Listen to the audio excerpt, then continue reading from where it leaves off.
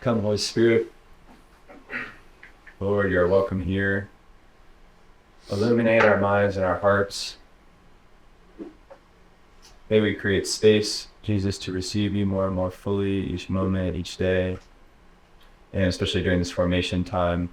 I pray for each one of us that our minds would be transformed, that they would not conform to the patterns of this world, but that we would be able to see as you see, think as you think, act as you would have us act, Lord. We trust our minds and our hearts and ourselves to you. In your name we pray. Amen. Amen. Awesome. Thanks, Brennan. Huh? Everybody's got one of these? Awesome.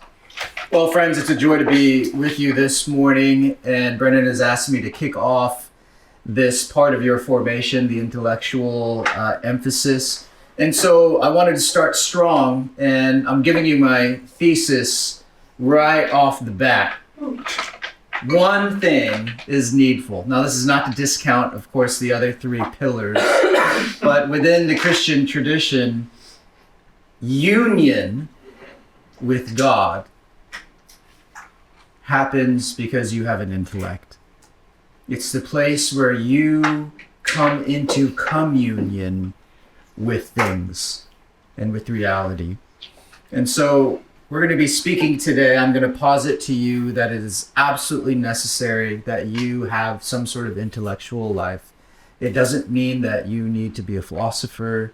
It doesn't mean that you need to be a theologian. And as you'll see, there's a little bit of, you might say, a friendly disagreement about how exactly you can have an intellectual life and in which circumstances can people actually have an intellectual life. We'll get into that in just a little bit.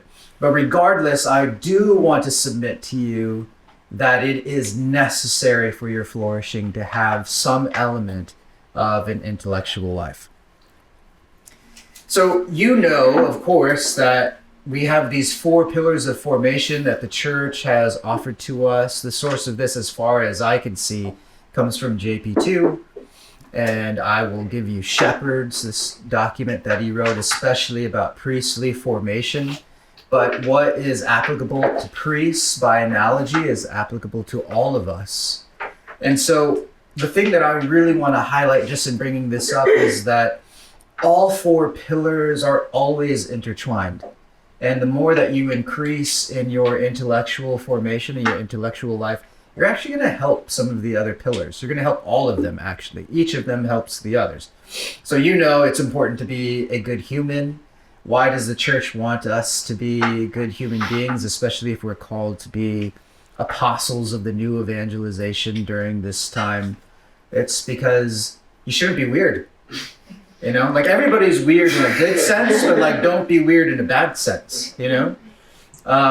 You won't be effective. And it probably means you're lacking some virtues. You're lacking some social abilities. And that's not just, I suppose detrimental to your own social life, but it's detrimental to your flourishing since you were made for communion with other people. And so the more that you can increase in your ability to have real relationship, virtuous relationship with other people, the more fulfilled you are going to be, the better off the church is going to be. And you're going to be more effective to boot, right? In your ministry.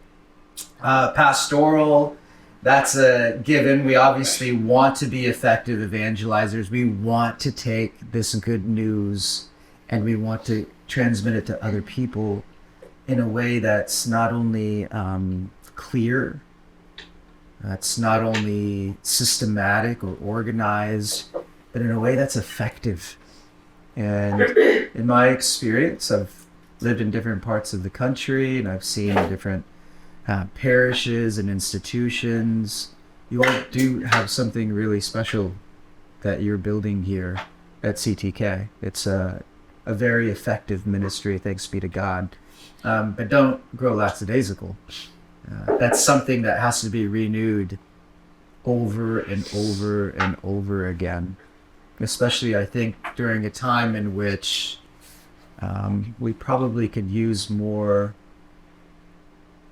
help effectiveness in pre-evangelization, in sort of tilling the field before the seed of the gospel gets thrown. And it seems clear that the human formation you receive will really help you in that sort of a thing. And then, of course, spiritual formation. Your soul is meant to be in union with God. You are made to be in union with God in your entirety. That's what your life is for. So let's tackle the intellectual part, and hopefully you'll start seeing ways in which it ties into the other pillars. So let's start off with just a little bit of a thought experiment. I want you guys to mull this around. Brennan said, like, it'd be super cool if it wasn't just lecture. I'm going to teach it like a class, like I teach all of my classes, okay? So we're kicking this off. I really want to pick up the signs of the times, and you guys are going to be experts in this more than I will be when you're thinking about the LSU community. I want you to actually dive into the mind, the heart, the interior life of the average person on this campus. What's going on in their interior life, like right now, at this moment? Right, so like, don't think about the dude in the purple sweatshirt who knows that he's getting a picture taken, so he, you know, for a moment is like, oh shoot, there's a camera, and he kind of smiles. Or think about that dude who's got looks like a white t-shirt and the little purple thing. I don't know what he's got hanging, like keys or whatever, and he's looking at his phone, right? He's not being interrupted by the camera at the moment. Think about that dude. Or the gal behind him who's got the sort of maroon sweater and the headphones, right? They're just pause that moment of somebody on this campus right now. What's going on in their interior life? Just take a moment of silence, and then I want to hear what y'all think. Thoughts? Okay, where'd you get this picture? I don't know, Google. That guy in the purple sweatshirt was like one of our pillar students for several years. Solid. That's the sign of providence. Is that Zach? It looks like Zach. It's Mason to this right. Oh, Mason Acosta, I think. What? Dude, no. It's a great. That doesn't look like that's staccato. That's for sure. But for sure, I'm 100% sure that's a sign that this formation was meant to be. This day, you all were meant to be right here. Okay, interior life. What do you got? You don't have to raise a hand, just throw it out there. Maroon backpack is definitely contemplating lunch, I can tell. They're on their way to the union. Lunch, yep. Noisiness in general. Moving one thing to that very Noisiness. Moving from one thing to the next. On my mind was like right from the interior. Oh, running from an interior life. I was thinking that, but with like just an unsettledness and like running from like an unsettled spirit. Yeah. Like A gem. bombardment of like hinges and pressures from all directions. Pressure to perform. Yeah. Physical, and then in that like a crippling anxiety comparison to thing around. Yeah.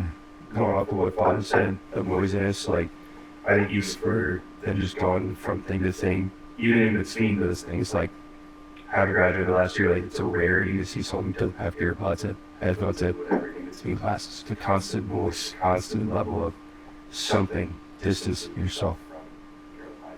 Yeah. Yeah. It's uncomfortable for someone to not have noise now. Yeah. It's uncomfortable to be silent. For sure. Yeah, this resonates with me. When I was in grad school, one of the jobs I did to pay for expenses and things like that is I was an advisor for first year students.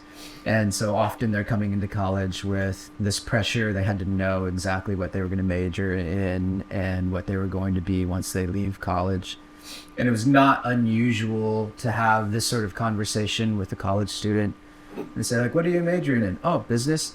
Why? Well, my dad he runs his business, and he just thought maybe, I should probably follow his footsteps and maybe I could help with the family business or something. And be like, oh, that's cool. So are you, like, interested in it? Like, do you actually, like, care about it? Not really. It wasn't unusual. I would say the majority of my students had chosen something because of some exterior reason instead of an interior reason. Like they didn't actually think it would be fulfilling.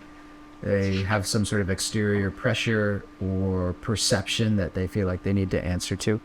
Now, I don't want to paint that picture for everyone. There might be on this campus at this moment a handful of souls who are having deep interior thoughts, right? Like, God bless the student right now who was like, what am I doing with my life? Should I have done that? Should I be doing this? Maybe there's something else, right? That's happened to all of us, or else chances are you wouldn't be sitting around this table with us right now. And not only is this something that we would point to an average student, but if we're really honest, we kind of struggle with our own interior lives. We feel busy. We feel pressured. This past semester was the busiest time I have ever had in my life. Ever. Guaranteed the busiest. And all of the pressure I could pinpoint to a fight to have an intellectual life because I had a chapter of a book due that I wanted to write. It was on holiness in conciliar and post-conciliar Catholicism. I was like, this is an awesome topic. I get to talk about the universal call to holiness. I get to talk about holiness in marriage and family. And all of the forces of the world conspired against me. And I had a deadline. And so I've never felt that sort of pressure with directing the theology program, with directing this ministry we do called the Dominus Project to families, different committees, different things I do for the diocese, things I do for the USCCB. It all was piling up. And I felt completely restless. Completely restless. So we struggle with this as well. The cell phone, I think, is a bit of a microcosm. Because I distinctly remember being on an airplane, and we know that we all are addicted to our phones, but the speed at which I saw this 20-year-old boy land in between, maybe, he was like 2 rows ahead of me, but across the aisle, the speed at which he went through pictures and apps was not human. And I know he was actually taking in, like, does this interest me? Does this interest me? I mean, switching between 5 different apps and scrolling through different things, like, all within a matter of 10 seconds. And it was just, like, blindingly fast. And it just, I thought to myself, the interior life of someone like that, if that's the speed at which you're taking in things, you don't have an interior life. Or like Rachel said, you're running from an interior life in some way or form. That will utterly destroy your intellectual life that I am claiming is necessary for your flourishing. It will utterly destroy it.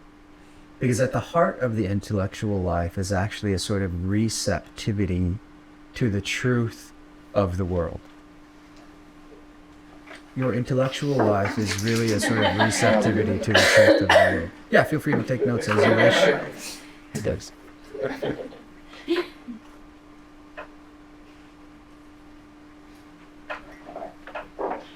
Aristotle is really sort of like the source figure in history who made the claim, the earliest claim about the intellectual life being the highest form of life. I'll give you a quote about that in just a second. But it's worth pondering. We who are Christians, we who have intellects to think about things and wonder if things are true.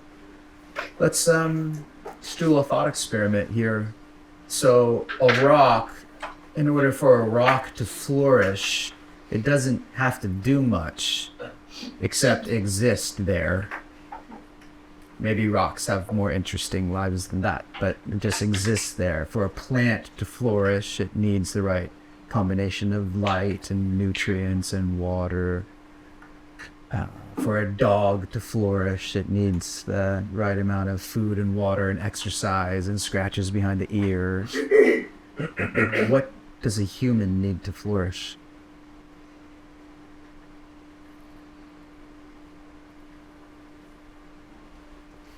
Will says, same thing as a dog. As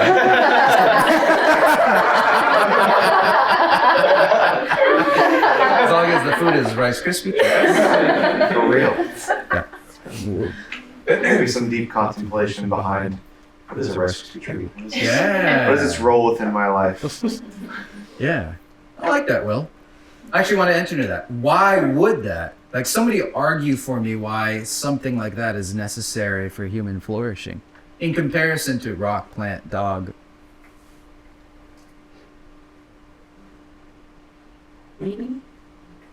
Meaning? Say more, Rachel.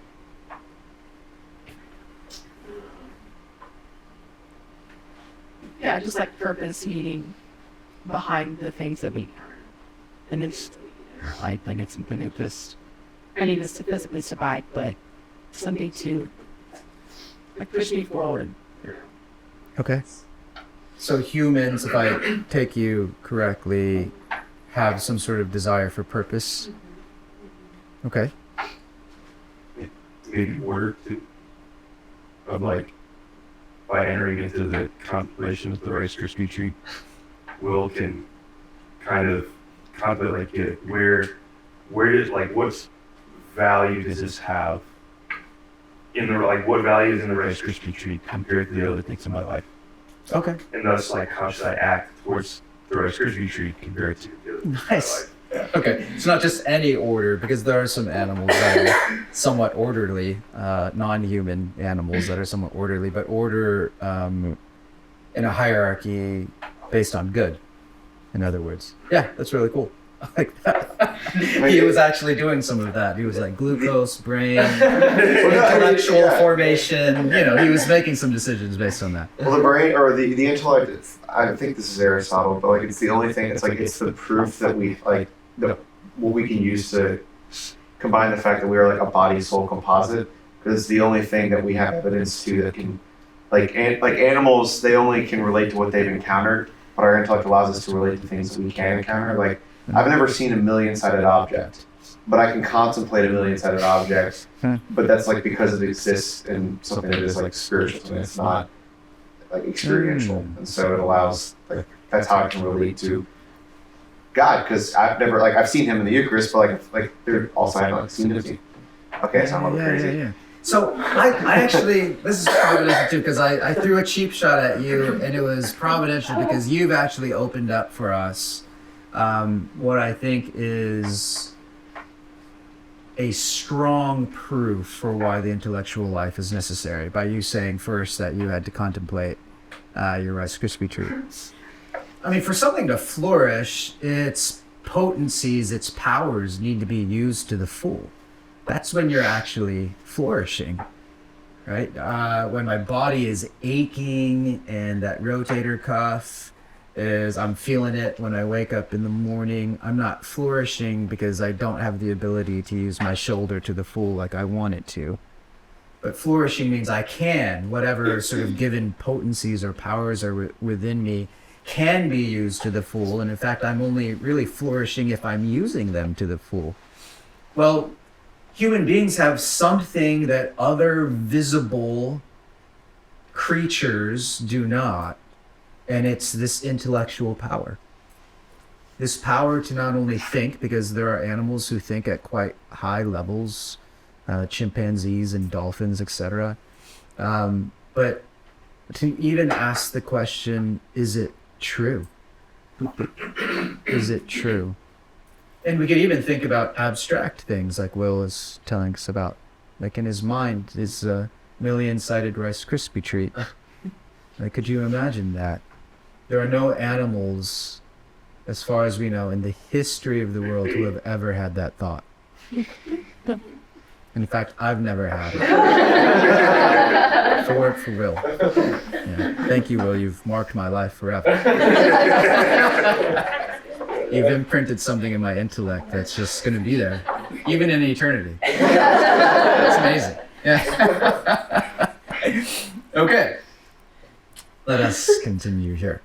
Now, here's a funny thing that you're going to notice as we talk about Aristotle, talk about this philosopher named Joseph Pieper, who I'm going to bring up later, and this more recent book by this philosopher named Zena Hitz.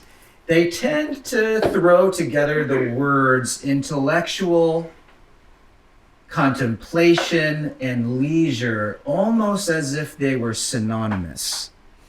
So there must be some relation between those things, the intellectual life, contemplation, and leisure, though I don't want you to think that they're necessarily perfectly equal.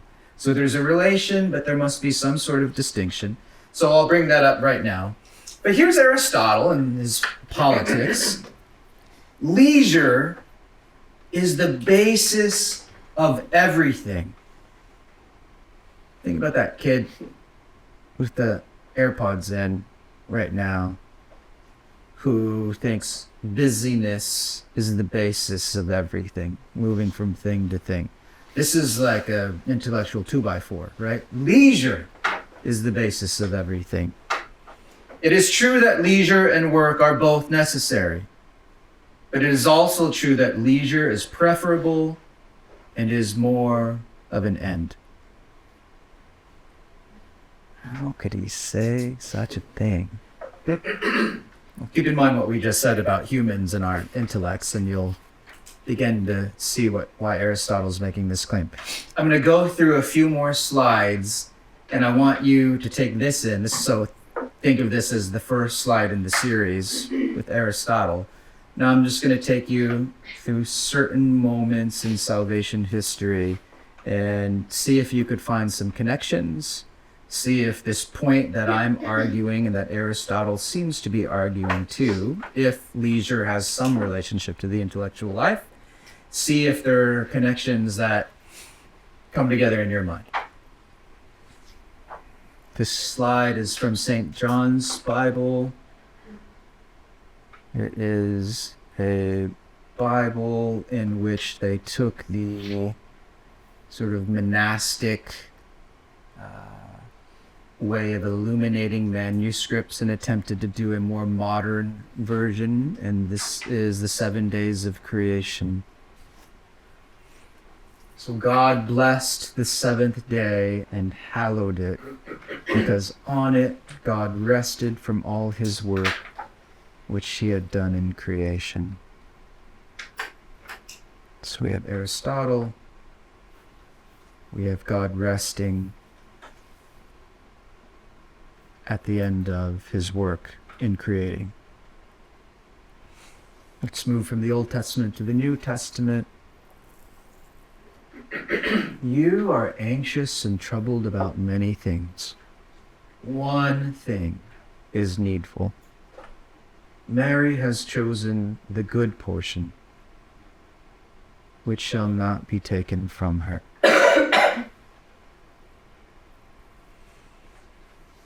You know this pericope from the gospel. You know that Jesus is visiting his good friends, that Martha is concerned about serving him and taking care of him and preparing things in the kitchen, making sure he has everything that she thinks he needs.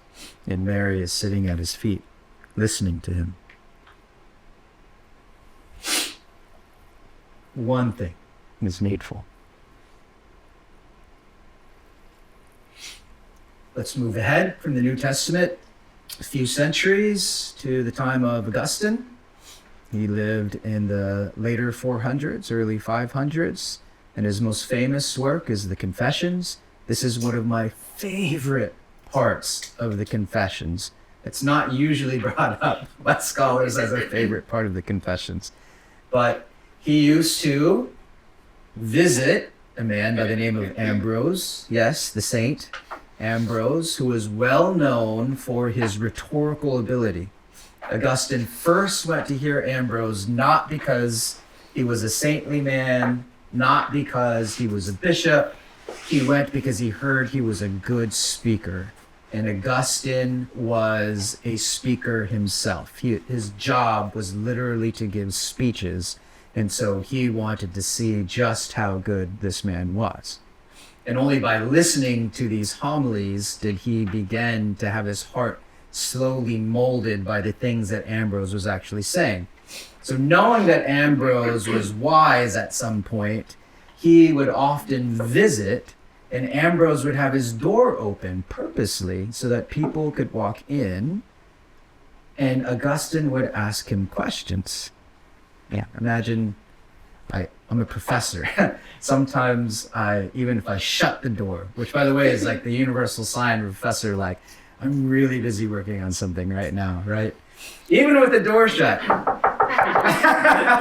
So sometimes I have to escape to a coffee shop and not be physically located on campus to actually accomplish things, right? So Augustine would always go to Ambrose, and in this particular scene, he mentions this. Often when we were present, we saw him reading quietly. In that way, in what way is he saw Ambrose not reading out loud, which was more typical at the time, but his lips were closed and he was just reading in his heart. It's crazy for us to be like, what? But Augustine's kind of marveling at that. And never in any other. After sitting silently for a long time, we would depart, thinking that in the small time that he had to himself to refresh his mind, free from the noise of other people's troubles, he preferred not to be distracted by something else. In other words, Augustine would walk in to the professor's office, and the professor purposely leaves the door open, and the professor is reading a book. Most likely notices that Augustine has walked in with a question, and he does not lift his head to Augustine. And Augustine just watches him for a moment, and then he's like, I guess I should leave. And he leaves. That's one of my favorite parts of it. Ambrose totally ignored him. That's amazing. Okay, so put that together. Aristotle, the Old Testament creation, New Testament Mary and Martha. Now we're into the early church with Augustine. Just making one stop. I can't make all the stops in history here. But let's go to early Renaissance period. So right after the Middle Ages. And this is the Annunciation. Fra Angelico painted this piece in 1443. I love that you've got the first garden on the left with Eve, and then you have the new Eve, which is placed for us at the forefront. And Gabriel is visiting, and what is it that Mary must have been doing at the moment of Gabriel's visit? What clues do you see are there in the painting? Yeah, she's been studying something. It's not unusual this time period. If you look at Giotto's Annunciation, he also has Our Lady with a book. There are many, many late medieval and early Renaissance paintings of the Annunciation, and they always seem to have Mary with a book. Okay, so let's go back. I'll just give you one more quick run through. I'll give you maybe just a few seconds looking at the slide, and then I want you all to tell me what connections you can make.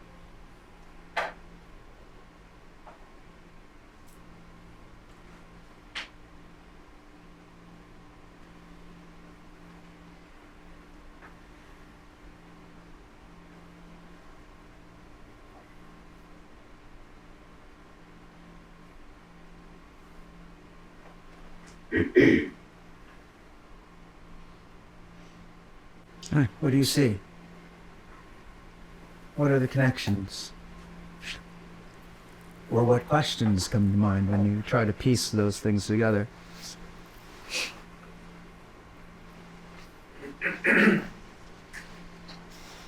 One of my favorite paintings is I don't even know what it's called. I think just I don't even know who it's by. It's like really simple.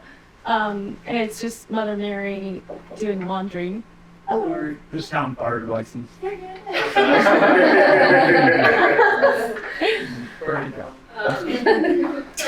Mother Mary like hanging laundry, and then like little naked baby Jesus is on the floor, and she's looking at him. And next year in our home, I have a quote from the consecration to Mary. And it says, "Indeed, she praised and thanked God in all things, petitioned down God in all things, and pondered deeply in her heart as many signs of love." And that just being kind of like the mission of our lives, like be like Mary and keeping our gaze on Christ. And because she kept her eye on the Lord, she was able to like receive everything. Interest and like behold him and be with him. So yeah, and obviously that's the whole point. Like you said, union, and it's not just loving the Lord that it allows us to be united with him, but for like beholding him, through contemplation that allows us to be united with him, which is that is like what happiness is, like our fulfillment. Good. So one of the fundamental postures of the intellectual life is receptivity. That's important for what you just said. She pondered things in her heart, which means Our Lady has a way of receiving things and treasuring them.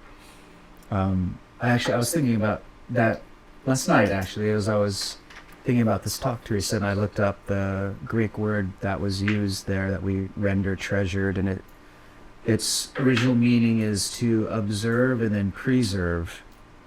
Like you wanted to take care of like a museum object so that it wouldn't get tarnished, right? So you just like treasure. I could see why the English translators would want to say something like that. So there's this way in which you can approach the world and any created good, or even the uncreated good, goodness himself, in which you are receptive.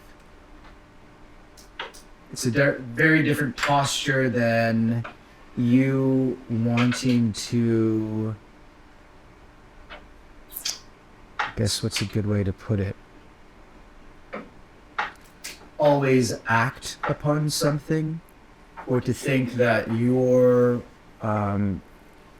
dignity requires that you have to do something to another thing. So I guess I'm going to make this more concrete. There's a way in which a child can encounter a flower, and the posture is receptivity, and the child has some wonder at this thing, at its beauty. And then there's a way a scientist can encounter a flower and then dissect it to know all of the different parts about it. Both of them seem to lead to a type of knowledge, but the intellectual life tends to lean more towards the child's posture than the scientist's posture. I don't want to discount them completely, okay? So there is something important that scientist is doing, and we do that all the time. For Aquinas, he calls this sort of the dual function of your intellect as ratio and intellectus. So ratio, R-A-T-I-O, is the way in which your mind is working to try and understand something. You're using principles, observations, you're trying to put the pieces together. Intellectus is more the simple beholding of something in its totality. So the child is having this moment where the intellectus is probably more prominent in what's going on. The reception of the flower. Wow. Wow. All you can do is receive. Whereas the scientist may have that moment, but what it's primarily doing with ratio is, let's do something to this so I can get more out of it. Both are important to human beings in flourishing, but the most essential these thinkers seem to think is the receptive part. Will? I don't know what your presentation or what the structure of it is, but a question has been brewing. And we're This sort is of, the structure. okay, That's right. we're sort of like kind of passing by it, but I know we're like in the beginning are contemplating like our students in the community, and now we're talking about these two different ways. And I know I've experienced this, and it's definitely still something I'm working on fixing post-college, but I also encounter this with the students I work with, of the intellect. Like they're engaging in what I think in philosophically is like good leisure, in the sense that they're engaging in academic disciplines that is good for their development. But so often the way academia is set up is that the engagement with the material is not for the sake of the receptivity and the general exploration of the discipline, which I think is what would be most healthy and most good, but it's oftentimes that I need to acquire this so that I can have some end, i.e. a grade, i.e. a job. Like it's not the act, like it's kind of altered in that, and in some ways kind of develops a resentment to the intellectual life and a resentment towards leisure and study. I know I definitely have that. I'm working to like not have that, but that's so ingrained in my experience that a lot of students experience. What's the solution? You are really close to getting the game ball today, Will. Okay, all right. Yeah, you are like 2 for 2. Rice Krispies and now this. This is good. This is good. Because of the Rice Krispie and giving me the fuel, I now have it. Yeah, so another way in which Aristotle, through Aquinas, think about the intellect is in terms of the speculative and the practical intellect. So the speculative intellect, don't think of them as like one part of my mind does this and the other part. It's just different ways in which your mind might think about something. So the speculative intellect thinks about things solely because they're good in and of themselves. There's nothing else that it wants out of it. It wants to know, or it might observe a house because the house is beautiful. The practical intellect wants to learn something to do it. There's some other purpose, some purpose that extends past the knowledge. So you could look at that same house, but you have the intention of building one yourself. So you're bringing up the fact that most of the things that we learn today in our educational culture are instrumental. We use them for the purpose of achieving something else. And you're right that when Aristotle is making that initial argument that the contemplative life is the happy life, he means you know something not for any other reason except that it's wonderful to know it. So, your question, by extension, by use of your practical intellect, is now how do I help students to achieve such a thing or work on it? Yeah, I mean, you're asking the question of how do you stoke wonder in people. So, my first bit of advice is to rip them from their devices. Yeah. I mean, it's happening around the country. I read a New York Times article where their college students on their own are like, we're going to get together once a week and for 1 hour have no phones. And they sit and they like play board games and they knit and whatever. It's like, cool. I'm all for that, you know? Like, thanks be to God that people are realizing like, this is so bad. Like, there must be something else. And so by their own initiative, they're starting to do those things. So I would tap into that. And I think there's actually something, at least I find in my students, where they really appreciate having moments of being unplugged. So I would start there. And then the more that you could help people, I think, be in non-artificial places. So artifice is having been made or built. So the more that you could spend time in nature, I think you've got a better chance of having a receptive posture. The more you could take them hiking or kayaking, or some of you are experts at this and have already done so already. I think that really helps students. And then just giving people moments, I think, to encourage them to mention what it is that they see.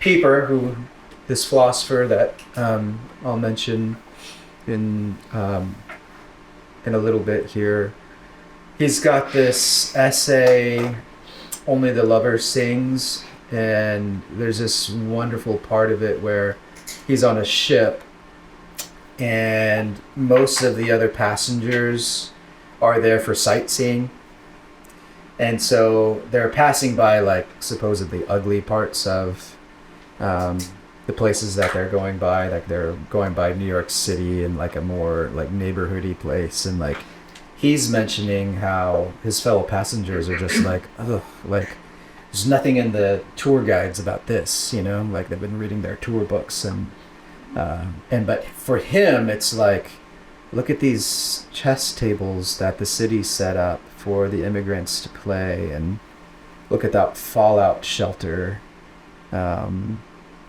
that's been built in that place. Like he just has an ability to see that the other people don't. And in one particular evening, it's so dark and the moon is either covered by clouds or it's a new moon, and so the passengers can't see anything at night, and you can hear the passengers complaining like, there's nothing to see, like I'm so bored. Meanwhile, he's at the back of the boat looking at the sort of waves the boat is creating, and these iridescent sea creatures are getting like tossed up, you know, as the boat is moving through, like the wake is sort of tossing them up. So yeah, there's a way in which I think you have to train people to see, and it starts with like a good sense of boredom. Like there's bad boredom when you are listening to musicians who are not good, right? Like that's like bad boredom. Like I don't think I could go through another 5 minutes of this, right? Like get me out of here. And then there's good boredom, which was like me sitting with my dad in the car on a long drive before there were phones, and I'm just staring out the window and looking at things and thinking about things, and then I like ask a question like 15 minutes into the drive, and my dad and I have a short like 2-minute conversation, and then we sit in silence for like another 30 minutes, and then I ask another, you know, like good boredom. So find opportunities for that. I don't know. There's like so much to say about it, Will, but I bet you've got great examples yourself. Let's go here and then here. So building off of this speculative and practical intellect, so the scene with Ambrose and Augustine really struck me. Because like for me, if I was in that scene, and when I have been like in any situation where I'm just sitting there reading something and a student walks up to me, my immediate, and what I had thought as I really thought about that passage from Confessions, but I thought the obvious practical like right response 1,000% of the time to do, you just, all right, they're down, like whatever, and then address the person, do the thing. And so this really like blew my mind of, Ambrose, like you said, just doesn't acknowledge him. But then Augustine doesn't necessarily insert himself into Ambrose's life, into this. He, through this, Ambrose is almost like teaching him something, that there's something more to this, because line, after sitting silent for a long time, Augustine is observing something. So do you think that could also be, like there's something to that as well, showing students by example, engaging in speculative and just like resting in that? Yes. Yeah. Whether, you know, you could pull off ignoring a student, you know, you should probably talk to your director and see. You know, it probably depends. There's some prudence involved with certain students. I think you probably could pull that off with, and that student would be like, what the heck? And then they would think and be like, I know he's trying to teach me something. Right? Where other students would be like, what a jerk. Like, I can't, you know? Actually, I think a lot of my students would be like, oh my gosh, she does not like me. There's something wrong with me. That too. But if anything, I want you to take away, Ambrose is clear and Augustine learns from this example, there must be time for the intellectual life in your life. So you cordon off an hour or whatever it is, and it's like, I just am going to read, or I am just going to go contemplate, and I'm putting strong borders and defense systems around that hour so that I can have it every day. Right? That's Augustine learns that in this moment from Ambrose. So you're right. Augustine at least has the perception to be like, this must be really important.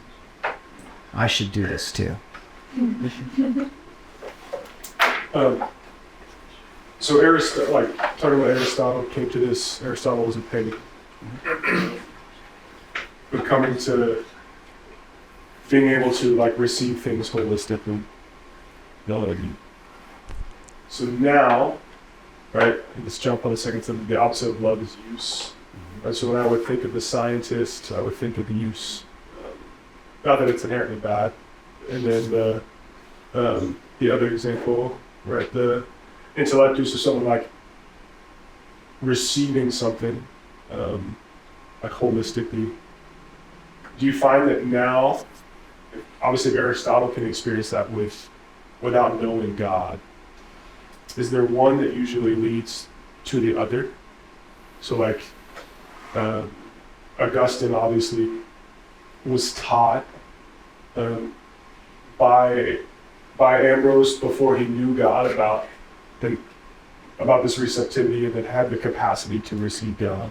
Maybe not wholly, if you can receive God wholly, with a W, not with an H. So yeah, what do you like with students, with people in our life? Is it better to come at the approach of maybe showing them how there's really nothing in their life that they're receiving holistically because they don't have the capacity to do that before,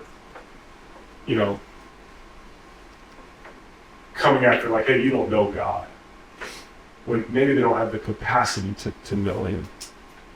So, with I'm just talking about like with our loved ones, maybe they don't know God in an intimate way, right? Which the intellectual life, the end is to know God in an intimate way. How do you find best to approach that? Yeah. So another way I might phrase what you're saying is, if I'm unused to receiving things in such a way, aside from gorging myself gluttonously in receiving them, so I could get pleasure from it or something like that, then how will I ever know God, which will require this the greatest act of reception in my life, right? Right. But like this, because I would say in my life, coming to know a little bit of God in a whole way, led to trying and really trying to grow in receiving other things, and especially people. Yeah. Right. In that way, but it doesn't seem like maybe it was the opposite, obviously, for Augustine. I see.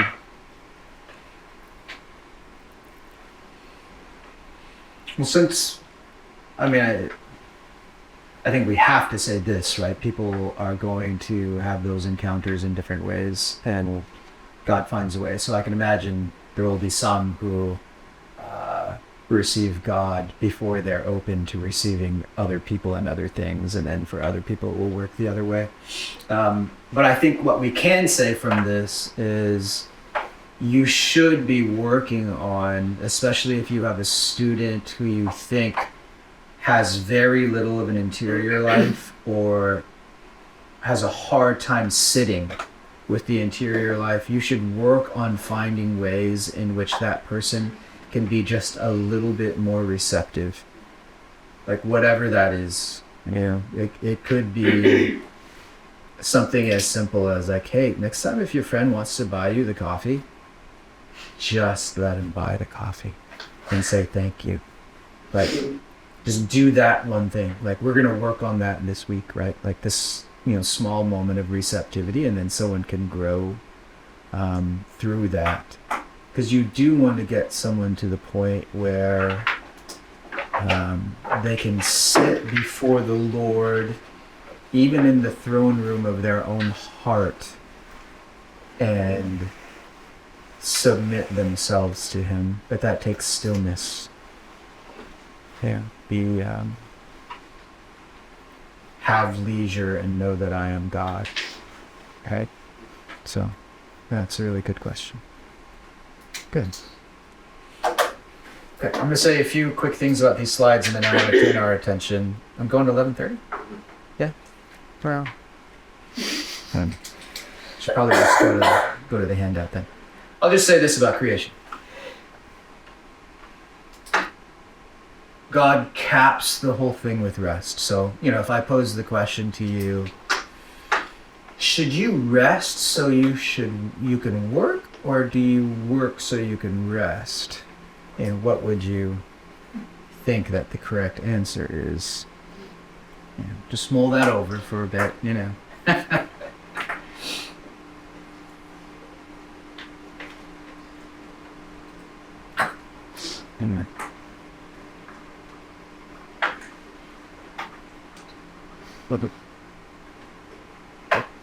I have a feeling you know what most people who are not Christians would say when they take a vacation, or they need a break, or a power nap.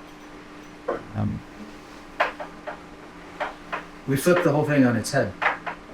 Right? That's what divine revelation does. Like, rest is the end goal. It doesn't mean that work is bad. Like, don't take that away. There's a reason why 6 days, You are called to work. The Lord does want you to work. There's no way around that. I'm just arguing for some part of your life being the intellectual life, and that it's absolutely necessary. But yeah, the end goal is rest. Okay, let's turn our attention to this. I've given you 3 passages from Zena Hitz's Lost in Thought. She's a philosopher at St. John's, the Great Book School in Annapolis, Maryland. She's a Catholic convert. And we're going to split it like this. This side right here, you're going to tackle passage 1. That middle section will tackle passage 2. And then this side will tackle passage 3. Take just a few moments to read your particular passage, and then nominate like a spokesperson, and they're going to tell us what you think is the coolest part about that passage. And feel free to go at it. I think it is. Okay, friends, so I mentioned that the first main figure who gives us this idea of contemplation as the highest life is Aristotle.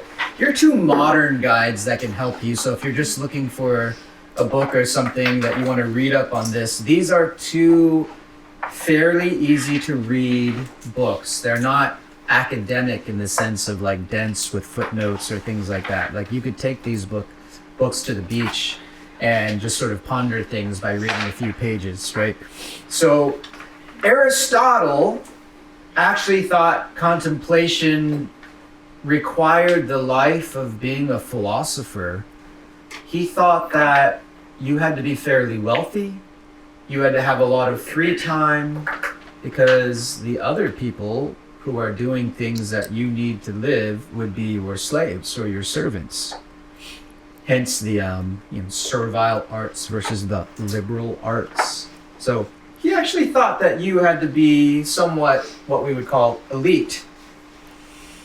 In Pieper's time, think of the experience of World War II, coming out of that, the rise of Marxism. He sees this push for human work, the sort of Marxist emphasis on work. He sees that as counter to the contemplative life. And so he writes his essay on Leisure, the Basis of Culture, as a way of sort of fighting against that, a sort of more genuine humanism, you might call it. though I doubt he would use that phrase. And then finally, Zena Hitz is much more recent. She was an academic philosopher, and she got tired of the academic life, the rat race of publishing and raising yourself in status. And then she quit, and then I believe she was at what's almost like a Catholic worker home, but it wasn't a Catholic worker home, and I think she was washing dishes and had this insight into what the intellectual life can actually be and what is the most fulfilling thing. So she agrees with Aristotle in part, but I think you will find Hitz is more open. She's less elite. She's more open to saying that if you were a bird watcher, you could be doing the contemplative life. It doesn't require money or that much space, right? It just requires you carving out a little time in your day. So she's got a bit of an argument to pick with Aristotle when it comes to that.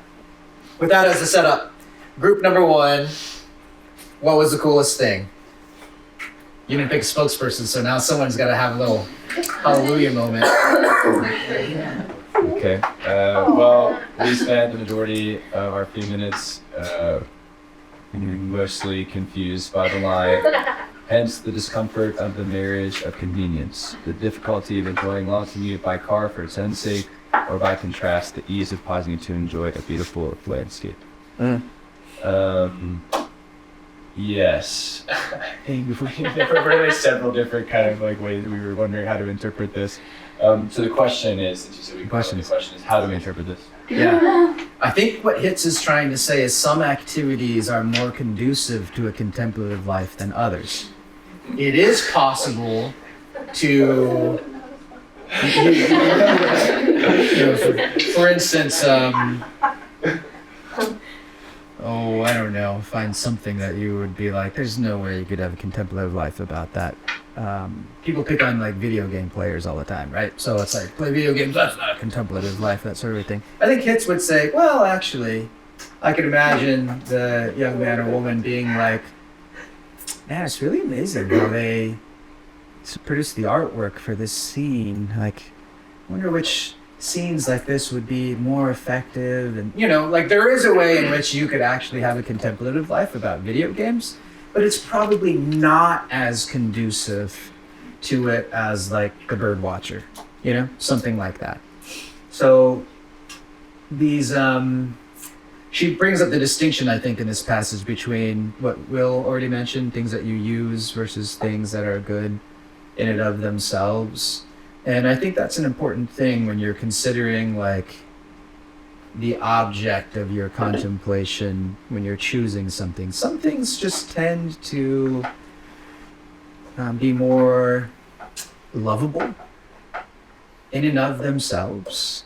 Right? Like Bishop Barron, if you've ever watched his Catholicism series, when he does the one on the Mass, the liturgy, I think his opening line is like, the Mass is the most useless thing in the history of the world. And it's supposed to shock you, but he's talking about this. He's saying like, to properly do the Mass, you don't do it for like some other reason. Well, I'm going to Mass so I can become a better person, or something like that. I'm going to Mass to impress what's-her-face because I know she's in folks Bible study. Like you go to Mass and you love it because it's the Mass, is what he's saying, right? And there are some things that are more conducive to that than others.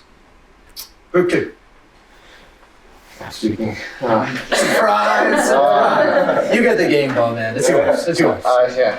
That's what I could do for getting the king cake. It'll be here this afternoon. So Yeah, fair enough. To recapitulate kind of the main things from this passage, it kind of delves into a few topics, but primarily the difference between leisure and recreation. The line that stuck out to us most was the freedom of a leisurely activity is the freedom from results or outcomes beyond it, not the freedom of rest or recreation. And kind of it delved into the idea that sometimes leisure requires the highest of our faculties and maybe even an intensity in our energy and investment into it. But that as compared to recreation, it may not require those things. And that also sometimes there might be a sort of a note that there's a particular outcome we look for in recreation. Not that it serves no role within our lives, but that leisure, a component of it is that there cannot necessarily be an outcome that I step into expecting to like maybe measure or qualify. Yeah, great point. That group, great point, because we are like an outcome metric obsessed culture. Everything is metrics now. Everything. That's how businesses, institutions all make their decisions. Show me the metrics or else you're just guessing. Right? Sometimes, so I get that, and there is a place for that, but some of the most important things, the sort of things that you would consider the culmination of a life, you really don't want metrics for it, you know? Like,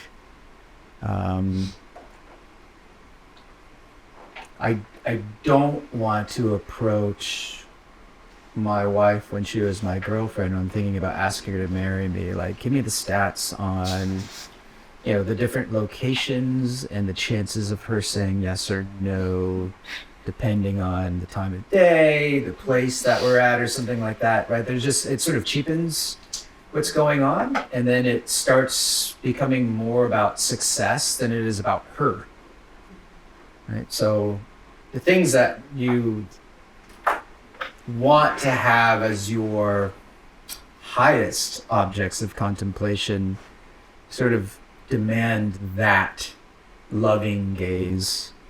There's nothing beyond them. There's something very fulfilling and happy in like the deep sense, not the superficial sense, that that you should spend your time contemplating. The other thing I'll just say about that passage, I don't like that she contrasts it by using the word recreation. I would have preferred she used like relaxing or something, because just etymologically, recreation seems to fit well with leisure. So like, you know, I get it. She just means like relaxing or whatever, but Group 3. Okay, the third section basically summarized a movie that explains, it focuses on this woman, Renee, and she, like, at first glance is not very attractive or have a lot of attractive traits, but somehow she draws these two people into a relationship, and what draws them into a relationship is her intellectual life that she has, like, basically kept hidden, but there's something about her that is, like, allows them to unfold in friendship. And we were noticing that it just is, it's so different from our culture, because it contrasts her reading like alone in her room while there's like a party happening downstairs. And we were like, that's kind of like this like superficial knowledge of just like, I know things about you, rather than like, I know your mind or I know your soul, you know? And that, like, in the world today, that's also what people gravitate towards, is just, like, knowing things about other people, and, like, that's considered a friendship or connection, but it's her actually, like, pursuing the intellectual life and making space for that and prioritizing that allows people to come into a relationship with it. Nice image. I like that. The party, the, like, superficiality, knowing about the gossip mill that's going on, and then there's someone who's actually attempting to know. Like genuinely know. Yeah, I haven't seen the movie, but I want to see it now that Zena has described it, right? Because she's a poor, servile person in a ritzy apartment complex. So all of these bigwigs all live there and move in and out. And she literally has a closet where she reads philosophy and things like that, you know? So there's something about here, the contemplative life manifests the dignity of a human person. Contemplative life can be had by all. This image is actually an affront to Aristotle, right? Who says you got to be an elite in order to do it. She's giving us a bit of a contrast. There's so much more that we can say. I'll end with this, because we're Catholic Christians. The most important thing you could contemplate is God. And if you look in the Catechism about the forms of prayer, there's vocal prayer, there's meditative prayer. But the tradition holds that all of these are important, but the highest form of prayer is contemplative prayer. And we've got doctors of the church who teach that, John of the Cross and Teresa of Avila. But the thing about contemplative prayer is you can't do it as much as you want to. Like you sit in front of the Eucharist and like, now I'm gonna do contemplative prayer. Let's go. You know, no, the only thing you can do is be there and say, Lord, I receive. And it's a posture of utter receptivity. And if that's how it is with like goodness itself, he who is goodness itself, then it should teach us something about these lesser human things that we do and about our contemplative life. So bear that in mind. Maybe we'll close up with the glory be. All glory be to the Father, and to the Son, and to the Holy Spirit, as it was in the beginning, is now, and ever shall be, world without end. Amen. In the Father, the Son, and the Holy Spirit. Amen. Thanks, y'all.